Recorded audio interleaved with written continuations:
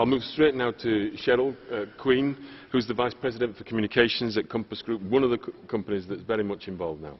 I'll echo Greg's words. Thank you very much for seeing the value of allowing us to present.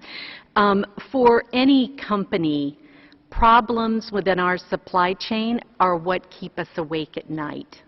When something goes wrong, it can very quickly escalate to a crisis and a reputational issue. So the case study you're hearing today reflects real and lasting change in eliminating human trafficking in Florida's tomato fields by building in accountability and market consequences, as Greg just so beautifully explained. Let me start by telling you just a little bit about Compass Group. We're the largest food service and catering company in the United States. We're most well known by our brands, which include Levy Restaurants, Morrison, Chartwell's, Canteen, Wolfgang Puck Catering, and among others. And our story with the Coalition of Immokalee Workers began in 2009. When we received an email from an activist group letting us know they intended to come to our corporate offices to talk to us about working conditions for tomato harvesters in Florida. And then I think they said, "Have a nice day." And so, you know, who doesn't love to get an email like that? But we met with them. They encouraged us to go to Immokalee ourselves, meet with the coalition, and so we did within a few weeks. We saw the brutal working conditions in the fields, as well as the living conditions for the workers and their families, and just the abject poverty. Then we sat and met. And a meeting in Immokalee is like no other meeting I've ever been to.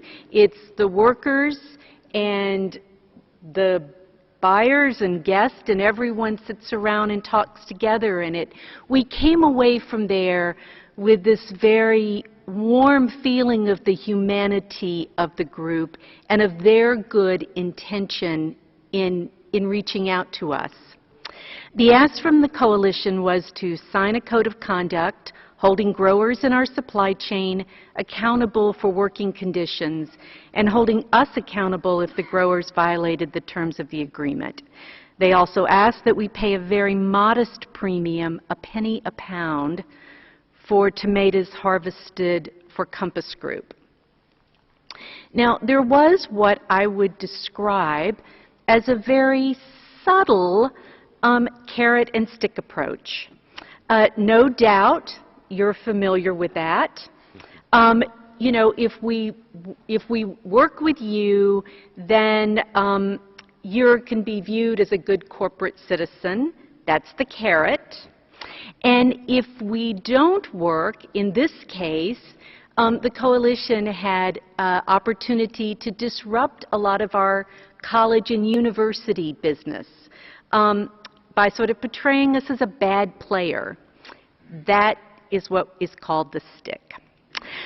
So, to candidly answer why Compass became involved, well, the disruption to our college business was real, and we did not want to deal with that.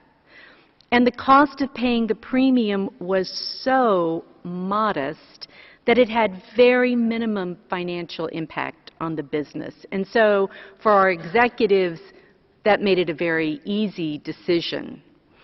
But the real reason and why we became so adamant about not only joining but trying to drive for further change was the compelling conditions we saw on our visit to Immokalee. And to that point, we made the existing code of conduct that our growers would use even more stringent, with greater requirements for safety, education, and training for workers. And there was one additional and very critical problem we felt must be resolved.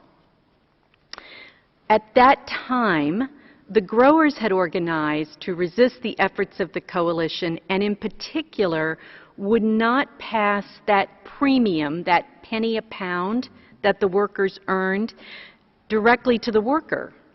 Instead, the premium was being accrued in a fund, and we felt that that just was such a huge part of the value.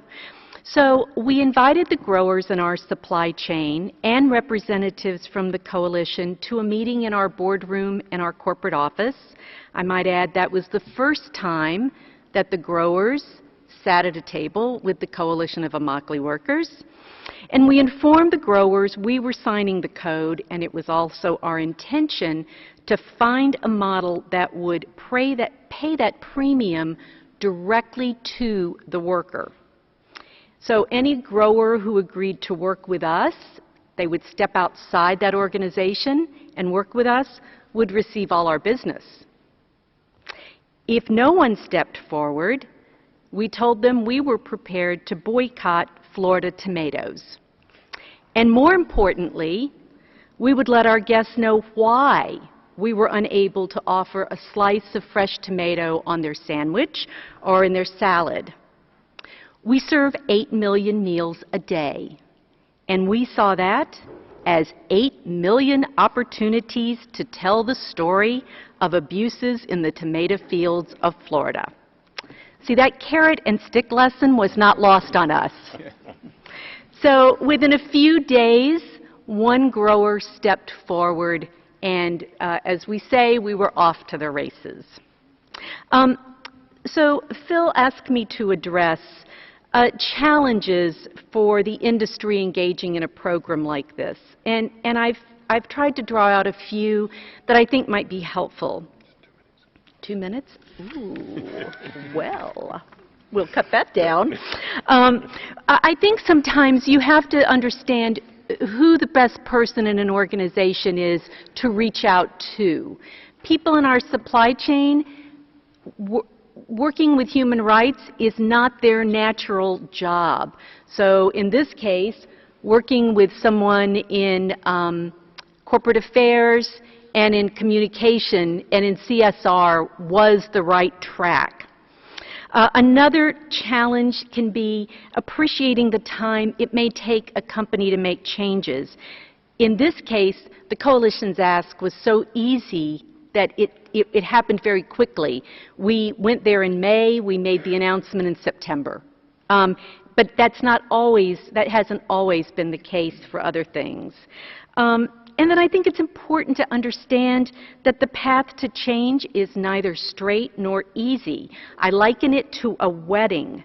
We worked so hard leading up to our big announcement and press conference that we sort of felt like we had done most of the work. We had our announcement, we patted ourselves on the back, we congratulated ourselves, and then just like a wedding, we woke up the next day, realized the guest had gone home, the party was over, and now, like a marriage, the real work began in building a relationship. It was challenging and it was messy, but the relationship was built on trust, mutual respect, and a belief in the goodwill and intention of everyone involved. We all persevered, and we have a model now that works well for all the buyers in the Fair Food Program. Stop? One more. One more? All right. I'm going to do that. So, as Greg talked about scaling up this program, our original agreement with the coalition was simply for tomatoes harvested in Florida. We so believe in the value of this program that in April we announced our intention to purchase additional crops and expand the geographical region beyond Florida, and sort of phasing that we gave ourselves 5 years.